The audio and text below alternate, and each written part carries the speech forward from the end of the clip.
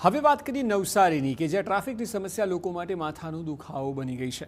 નવસારીમાં વધતી જતી ગીચ વસ્તીને લીધે ટ્રાફિકની સમસ્યા વધી રહી છે। તેમાં પણ રેલવે ક્રોસિંગના કારણે ટ્રાફિક સતત વધી રહ્યો છે। તો બીજી તરફ વિજલપુર વિસ્તારમાં છેલ્લા 7 વર્ષથી રેલવે ઓવરબ્રિજનું કામ પૂરું થયું નથી।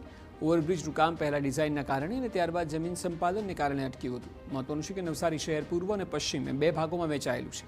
અગાઉ ગાંધી ફાટક નજીક રેલવે ઓવરબ્રિજ બન્યા છે, પરંતુ વિજલપુર વિસ્તારનો રેલવે ઓવરબ્રિજ હજુ સુધી પૂર્ણ ન થતાં લોકો 4 કિલોમીટરનો ચકરાવો ખાઈને નવસારી શહેરમાં આવવા માટે મજબૂર બને છે। 23 થી 24 ગામોને જોડતો આ બ્રિજ છે અને અહીંયાથી અમલસાડનો પણ એક બ્રિજ અહીંથી કનેક્ટ થાય છે।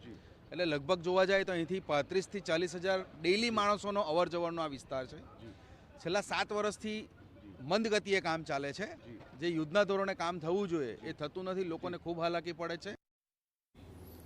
મહત્વનું છે કે એક દિવસમાં રેલવે ટ્રેક પરથી 130થી વધુ ટ્રેનો પસાર થાય છે, જેને કારણે ટ્રાફિક સમસ્યાનું નિવારણ આવતું નથી અને ઓવરબ્રિજ બનાવવાનું કામ પણ ગોકળ ગતિએ ચાલતું હોવાથી લોકોમાં રોષ છે।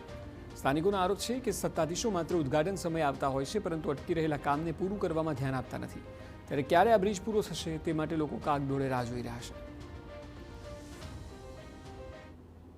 જ્યારે આ બંધાવવાનો આ પુલ બંધાવવાની તૈયારી કરેલી ત્યાં આરસી પટેલ જે અહીંના ધારાસભ્ય જે જવાબદાર વ્યક્તિ તેણે એમ કહ્યું કે બંને બાજુ પહેલાં રસ્તાની વ્યવસ્થા કરજો પછી, પણ આરસી પટેલને ફુરસત જ નથી। આ પુલને પજાડે દુઃખી થાય તેમાં એને રસ જ નથી। એને તો ફક્ત ઉદ્ઘાટનને દોરી કાપવામાં જ ઇન્ટરેસ્ટ છે બધે। હવે વાત કરીએ ગીર સોમનાથની કે જ્યાં